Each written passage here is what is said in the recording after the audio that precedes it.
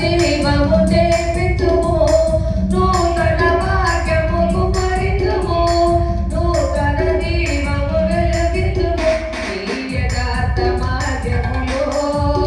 నేను నడిచెదను దేవా నీ సత్యమైన